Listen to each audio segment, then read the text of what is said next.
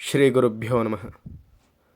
సదాశివసమారంభాం శంకరాచార్యమధ్యమాం అస్మదాచార్యపర్యంతాం వందే గురుపరంపరాం.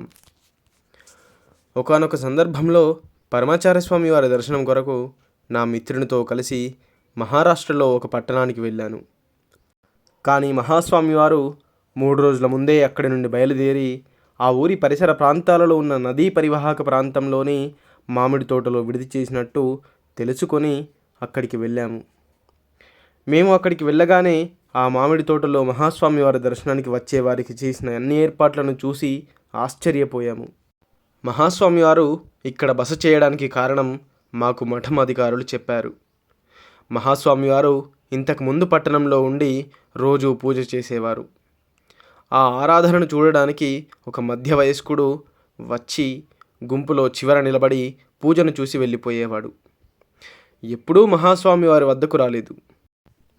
మహాస్వామి వారు ఇది గమనించి ఒకరోజు ఆయన్ని దగ్గరికి పిలిచి ఏమి కావాలి అని అడిగారు. అతను మహాస్వామి వారితో, నేను ఇక్కడికి రోజు కూలి చేసుకోవడానికి వచ్చాను. బాగా పనిచేస్తూ మేస్త్రిగా మారి ఒక చిన్న కాంట్రాక్టర్ అయ్యాను. నేను మీకు చేసిన ప్రార్థనలు ఫలించి పెద్ద కాంట్రాక్టర్ అయ్యి బాగా డబ్బు సంపాదించి ఈ పట్టణం బయట చాలా స్థలం కొన్నాను. నా అదృష్టవశమున మీరు మా ఊరికి వస్తున్నారని తెలిసింది. మిమ్మల్ని మా ఇంటికి ఆహ్వానించి మీ పావనమైన పాదస్పర్శతో మా జన్మలు తరింపజేసుకోవాలని అనుకునేవాణ్ణి.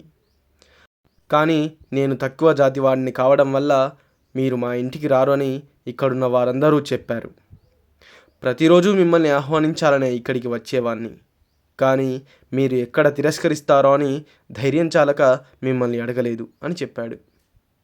మహాస్వామి వారు అతనితో, నేను ఈ ఊరికి వచ్చినదే నిన్ను చూడడానికి. నేను మీ ఇంటికి రావడమే కాదు, మొత్తం పీఠం మరియు ఆరాధన కూడా మీ స్థలంలోకి ఈరోజే మారుస్తాం అని అన్నారు. మహాస్వామి వారు ఆ మామిడి తోటలో 10 రోజులు ఉండి పూజ చేస్తూ అతన్ని ఆశీర్వదించారు.